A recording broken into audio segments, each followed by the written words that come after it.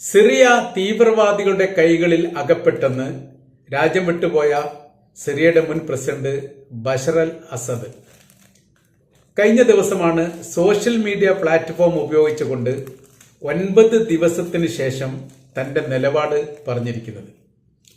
രാജ്യത്തിൽ നിന്ന് താൻ ഓടിപ്പോയതല്ലെന്നും യുദ്ധം ചെയ്യാനുള്ള എല്ലാ ആഹ്വാനങ്ങളും എല്ലാ മുന്നൊരുക്കങ്ങളും താൻ നടത്തിയിട്ടുണ്ടെന്നും എന്നാൽ തീവ്രവാദികളുടെ അക്രമം അതിശക്തമായതിനാൽ നിലനിൽക്കാൻ പറ്റാത്തൊരു സാഹചര്യം ഉണ്ടായപ്പോൾ റഷ്യയാണ് തന്നോട് രാജ്യം വിട്ടു പോവാൻ ഉപദേശിച്ചതെന്നും അവരുടെ നിർദ്ദേശപ്രകാരമാണ് താൻ രാജ്യം വിട്ടു പോയത് എന്നതടക്കമുള്ള യുദ്ധത്തോടനുബന്ധിച്ചുള്ള വിവരങ്ങളാണ് റഷ്യയുടെ മുൻ പ്രസിഡന്റ് അസദ് ഇപ്പോൾ സോഷ്യൽ മീഡിയ വഴി പുറത്ത് അറിയിച്ചിരിക്കുന്നത്.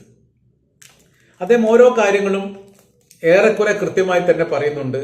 എന്നാൽ അതിനിടയിൽ നടന്ന സാഹചര്യത്തെക്കുറിച്ചുള്ള വിശദീകരണങ്ങളോ വിവരങ്ങളോ നിലവിൽ പറഞ്ഞിട്ടുമില്ല. പറയുന്ന കാര്യം വലിയ മുന്നേറ്റം തീവ്രപക്ഷം രാജ്യത്തിന്റെ ആദ്യഘട്ടത്തിൽ തന്നെ ഉണ്ടാക്കിയിട്ടുണ്ട്. അത് നവംബർ 30 ഇത് ശക്തമായിരിക്കുന്ന ഒരു മുന്നേറ്റം ഉണ്ടാവാനുള്ള സാധ്യത റഷ്യ തന്നെ തന്നോട് പറയുകയും അതോടൊപ്പം തന്നെ അവരുമായി കേന്ദ്രീകരിച്ചുകൊണ്ട് പ്രതിരോധ സംവിധാനത്തിന് വേണ്ടി താൻ സൈനികരെ യോഗം വിളിക്കുകയും അവർക്ക് നിർദ്ദേശങ്ങൾ നൽകുകയും ചെയ്തു. നമ്മുടെ രാജ്യം വലിയൊരു ദുരന്തത്തിലും വലിയൊരു അപകടത്തിലും അകപ്പെട്ടിരിക്കുകയാണ്. തീവ്രവാദികൾ വലിയ രീതിയിൽ ശക്തിയോടുകൂടി രാജ്യത്തിന്റെ അകത്ത് പ്രവേശിച്ചിരിക്കുന്നു. അവരെ തുരത്തുകയും രാജ്യം മോചിപ്പിക്കുകയും രാജ്യത്തുള്ള ജനങ്ങൾക്ക് സുരക്ഷ ഉറപ്പുവരുത്തുക എന്നുള്ളതെല്ലാം നമ്മുടെ നിർബന്ധമായിരിക്കുന്ന കടമയാണ്. ആയതിനാൽ എല്ലാവരും സന്നദ്ധരായിക്കൊണ്ട് സജീവമായിക്കൊണ്ട് തന്നെ ഇതിന് പ്രതിരോധമുണ്ടാക്കാൻ വേണ്ടി തയ്യാറെടുക്കണം എന്ന് സൈനിക മേധാവികളുടെ യോഗത്തിൽ താൻ ആവശ്യപ്പെട്ടിരുന്നു എന്നുള്ള കാര്യവും അസദ് ഓർമ്മിപ്പിക്കുന്നു. ഇപ്പൊ അസദുമായിട്ട് ബന്ധപ്പെടുന്ന വിഷയങ്ങളിൽ ഏറ്റവും പ്രധാനമായിട്ട് പറയുന്നത് 2500 കോടി വില മതിക്കുന്ന സ്വത്തുക്കൾ, അത് സ്വർണമായിട്ടും ഡോളറായിട്ടും മറ്റ് വിലപിടിപ്പുള്ള വസ്തുക്കളായിട്ടും റഷ്യയിലേക്ക് കടത്തിക്കൊണ്ടുപോയിട്ടുണ്ട് എന്നുള്ളതാണ്. അപ്പോൾ അതിനോടനുബന്ധിച്ച് പിന്നെ ഒരുപാട് സമ്പാദ്യങ്ങൾ അസദിന്റെ കുടുംബങ്ങൾ ഉണ്ടാക്കുകയും അത് റഷ്യയുടെ ബാങ്കിൽ ഡെപ്പോസിറ്റ് ചെയ്യുകയും ചെയ്തിട്ടുണ്ട് എന്ന തരത്തിലും രാജ്യത്തിന്റെ സമ്പത്ത് മുഴുവൻ കൊള്ളയടിച്ച ഒരു കൊള്ളക്കാരനെ പോലെ ഇപ്പോൾ അസദിനെ ചിത്രീകരിക്കുന്ന ചില മീഡിയകളുണ്ട്.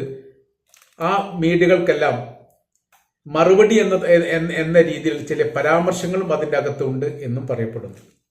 ഔദ്യോഗികപരമായിരിക്കുന്ന ചാനലിന് കൊടുത്ത അഭിമുഖത്തിലല്ല ഈ കാര്യങ്ങൾ പറഞ്ഞത്. സോഷ്യൽ മീഡിയ പ്ലാറ്റ്ഫോം ഉപയോഗിച്ചുകൊണ്ട് ടെലഗ്രാമിലാണ് തന്റെ നിലപാട് അദ്ദേഹം പ്രസിദ്ധീകരിച്ചിരിക്കുന്നത്. സാധാരണഗതിയിൽ രാജ്യം വിട്ടു പോകുന്ന ഭരണാധികാരികൾക്ക് അവിടുത്തെ പൊതുവേദി ഉപയോഗിക്കാൻ വേണ്ടി ആ രാജ്യം അനുവാദം നൽകാറില്ല. ഒരു സുരക്ഷിത മേഖലയിൽ പുറത്തിറങ്ങാൻ പറ്റാത്ത രീതിയിൽ ഒരു തടവറ പോലെയുള്ള ഒരു സംരക്ഷണ ഭിത്തിക്കകത്താണ് ഇത്തരം അഭയം തേടി പോകുന്ന ഭരണാധികാരികളെ താൽക്കാലികമായിട്ട് താമസിപ്പിക്കാറുള്ളത്. എന്നാൽ റഷ്യയുമായിട്ട് ബന്ധപ്പെടുന്ന വിഷയങ്ങൾ ഇതിനേക്കാൾ വലിയ ബൃഹത്തമായ രീതിയിൽ തന്നെ സിറിയയും റഷ്യയും തമ്മിൽ വലിയ ബന്ധങ്ങൾ ഉണ്ടായിരുന്നു. ഇതിനു മുൻപ് തന്നെ ആ രാജ്യത്തിന്റെ ബാങ്കിൽ കോടിക്കണക്കിന് ഡോളറുകൾ ഡെപ്പോസിറ്റ് ചെയ്തിട്ടുണ്ട്. അവിടെ ഒരുപാട് ഈ റഷ്യയുടെ ഭാഗങ്ങളിൽ അദ്ദേഹത്തിന് കൊട്ടാരങ്ങളും വാടക വീടുകളും റിസോർട്ടുകൾ അടങ്ങുന്ന വലിയൊരു സംവിധാനങ്ങളുണ്ട്. അത് എല്ലാ രാജ്യത്തിലെ ഭരണാധികാരികളും അങ്ങോട്ടും ഇങ്ങോട്ടുമൊക്കെ ഉണ്ടാകുന്നതിന് സമാനമായിട്ടല്ലാതെ സിറിയയുടെ പ്രസിഡന്റ് ആയി എന്നതുകൊണ്ട് വലിയ രീതിയിൽ രാജ്യം കൊള്ളടിച്ചു കൊണ്ടുപോകുന്നു അല്ലെങ്കിൽ വലിയ സമ്പാദ്യമുണ്ട്. അദ്ദേഹം യാത്ര ചെയ്തിരുന്ന വിമാനത്തിൽ അങ്ങനെ കിൻഡൽ കണക്കിന് ഡോളറുകൾ കയറ്റിക്കൊണ്ടുപോയിട്ടുണ്ട് എന്ന പരാമർശങ്ങളൊക്കെ ഉണ്ടാവാറുണ്ട്. സാധാരണഗതിയിൽ അങ്ങനെ അത്തരം സംഭവങ്ങളിലൊക്കെ ഇങ്ങനെ രാജ്യം അട്ടിമറിയുന്ന സമയത്ത് ആരോപണമായിട്ട് പറയാറുണ്ട്. ഇതിപ്പോ എല്ലാ ഭരണാധികാരികൾക്കും സ്വാഭാവികപരമായ രീതിയിൽ അവരുടേതോ ബിനാമികളുടേതായിട്ട് ഇഷ്ടം പോലെ ഉണ്ടാവും. ഏത് രാജ്യത്തെ എടുത്ത് പരിശോധിച്ച് നോക്കിയാലും, ഇനി മന്ത്രിമാരെടുത്ത് പരിശോധിക്കാലും, നമ്മുടെ രാജ്യത്തിലെ ഒരു MLA എടുത്ത് പരിശോധിച്ചാലും സ്വാഭാവികമായിട്ട് ഇതെല്ലാം കാണാൻ വേണ്ടി സാധിക്കും. അപ്പോൾ ഓരോരോ പ്രാവശ്യത്തിലും ഇലക്ഷൻ കമ്മീഷന് കണക്ക് അവതരണം കൊടുക്കാറുണ്ട്. സ്വത്തുമായിട്ട് ബന്ധപ്പെട്ട വിവരങ്ങൾ സ്ഥാനാർത്ഥികൾ എന്ന നിലക്ക് അവർ നൽകുമ്പോൾ 2 പ്രാവശ്യം മത്സരിച്ച ഒരു സ്ഥാനാർത്ഥിയാണെങ്കിൽ മുൻപ് മത്സരിച്ച സമയത്തുണ്ടാകുന്ന സമ്പാദ്യമായിരിക്കില്ല രണ്ടാമത്തെ ഘട്ടത്തിലുണ്ടാവുക. ഒരുപക്ഷെ ഇരട്ടിയോ അല്ലെങ്കിൽ 4 ഇരട്ടിയോ കൂടിയിട്ടുണ്ടാവും. ബിനാമികളുടെ ഇത് വേറെ ഉണ്ടാവും. അപ്പോൾ രാജ്യത്തിലെ ഭരണാധികാരികൾ മറ്റൊരു രാജ്യത്തേക്ക് പോകുന്ന സമയത്ത് ഒരുപാട് സമ്പാദ്യമായിട്ട് പോയി എന്ന് പറയുന്നതിലൊന്നും വലിയ കാര്യമൊന്നുമില്ല. അതൊന്നും ഒരു അടിസ്ഥാനമായിട്ട് പറയാൻ വേണ്ടി പറ്റുകയില്ല. കാര്യം എന്ന് പറഞ്ഞാൽ ആ ഘട്ടത്തെക്കുറിച്ച് വിവരിക്കുന്നുണ്ട്. താൻ സൈനിക മേധാവികളോട് നിർദ്ദേശം നൽകുകയും സിറിയയുടെ വ്യോമത്താവളത്തിൽ താൻ അഭയം തേടുകയും അല്ലെങ്കിൽ അവിടെ വെച്ചുകൊണ്ട് യുദ്ധവുമായിട്ട് ബന്ധപ്പെട്ട കാര്യത്തെക്കുറിച്ചുള്ള വിവരണങ്ങൾ സൈനികർക്ക് നൽകിക്കൊണ്ടിരിക്കുന്നതിനിടയിലാണ് ഈ വ്യോമത്താവളത്തെ ഈ തീവ്രവാദി വിഭാഗം ആക്രമിക്കുന്നത്. അപ്പോൾ ഈ ആക്രമം കഠിനമായ രീതിയിലേക്ക് മാറാനുള്ള സാധ്യത ആ സമയത്ത് തന്നെ ചില സൈനിക മേധാവികൾ പറയുകയും ചെയ്തു. അക്രമകാരികൾ ചുറ്റുഭാഗം വളഞ്ഞുകൊണ്ട് അതിശക്തമായിരിക്കുന്ന അക്രമം നടത്തുന്നു. മറ്റു രാജ്യക്കാർ ഇതിന്റെ പിന്നാലെ അണിനിരന്നിട്ടുണ്ട്. അവരൊരു പക്ഷേ ആകാശ നിരീക്ഷണം നടത്തിക്കൊണ്ട് ആക്രമിക്കാനുള്ള സാധ്യതയുണ്ട്. അങ്ങനെയെങ്കിൽ അസദ് കൊല്ലപ്പെടാനുള്ള സാധ്യത വളരെ കൂടുതലാണ്. ആദ്യഘട്ടത്തിൽ അദ്ദേഹം കൊല്ലപ്പെട്ടിരുന്നു എന്ന കാര്യവും പറയുന്നുണ്ട്. ഇവിടെ ഇവർ പ്രത്യേകമായ രീതിയിൽ നിരീക്ഷിച്ചതിന്റെ ഒരു ഭാഗം, ആകാശ നിരീക്ഷണം അമേരിക്ക നടത്തുകയാണെങ്കിൽ രാഷ്ട്രത്തിന്റെ ഭരണാധികാരി എന്ന നിലയ്ക്ക് അസദിന് അവിടെ രക്ഷപ്പെട്ടു പോകാനുള്ള സാധ്യത വളരെ കുറവാണ്. അത് ഏറെക്കുറെ ലിബിയയിൽ നടന്ന സാഹചര്യത്തിന് സമാനമായിരിക്കുന്ന ഒരു അന്തരീക്ഷം അവിടെ ഏറെക്കുറെ സംജാതമായിരുന്നു എന്നുള്ളതാണ്. ലിബിയയിൽ നടന്ന കാര്യം നമുക്കറിയാം. ട്രിപ്പോളി എന്ന് പറയുന്ന തലസ്ഥാന നഗരിയിൽ നിന്ന് ലിബിയയുടെ പ്രസിഡന്റ് കേണൽ ഗദ്ദാഫിയും അദ്ദേഹത്തിന്റെ സൈനിക കമാൻഡർമാരും എല്ലാം രക്ഷപ്പെട്ടു പോകുന്ന ഒരു രംഗം, അതൊരു അവസാനത്തെ രംഗമാണ്. അങ്ങനെ 50ഓളം മെർസിഡീസിന്റെ ബ്ലാക്ക് കാർ ഉപയോഗിച്ചുകൊണ്ട് രക്ഷപ്പെട്ടു പോകുന്നു എന്നാണ് പറയുന്നത്.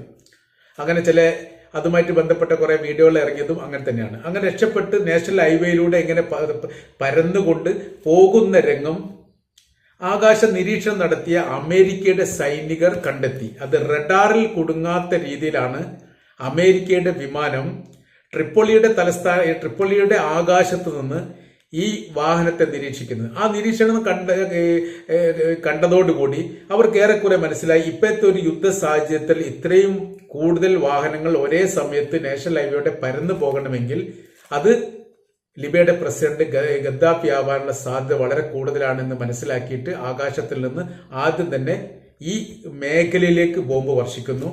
അങ്ങനെ ഒരുപാട് വാഹനങ്ങൾ അവിടെ ചെതറിപ്പോകുന്നു, കുറെ ആൾക്കാർ കൊല്ലപ്പെടുന്നു. ട്രിപ്പോളിയുടെ ഈ ലിബിയയുടെ പ്രസിഡന്റ് ഗദ്ദാഫി അവിടെ നിന്ന് രക്ഷപ്പെടുന്നു. അങ്ങനെ പച്ചക്കറി മാർക്കറ്റിലോ അല്ലെങ്കിൽ ഗോഡൌണിലോ അഭയം തേടുന്നു. അവിടെ വെച്ചിട്ട് ഗദ്ദാഫിയെ വെടിവെച്ച് കൊല്ലുന്നു. ഇതാണ് ലിബിയയുമായിട്ട് ബന്ധപ്പെട്ട് നടന്ന സംഭവം. സമാന സാഹചര്യത്തിലേക്ക് സിറിയയുടെ പ്രസിഡന്റ് അസദും നീങ്ങുന്ന സാഹചര്യം അയാൾക്ക് ഒന്നുകിൽ റഷ്യ മുന്നറിയിപ്പ് നൽകിയിട്ടുണ്ട്, അതല്ലെങ്കിൽ അവരുടെ സൈനിക കമാൻഡറിൽപ്പെട്ട ആളുകൾ നിർദ്ദേശം നൽകിയിട്ടുണ്ട്. കാരണം ഓരോരോ ഭാഗങ്ങളും ഓരോരോ നഗരങ്ങളും കീഴടക്കിക്കൊണ്ട് ഈ വിമത വിഭാഗം ശക്തമായി മുന്നേറുന്നു. അങ്ങനെ തലസ്ഥാന നഗരിയായിരിക്കും സിറിയയുടെ തലസ്ഥാന നഗരിയിൽ എത്തുന്നു.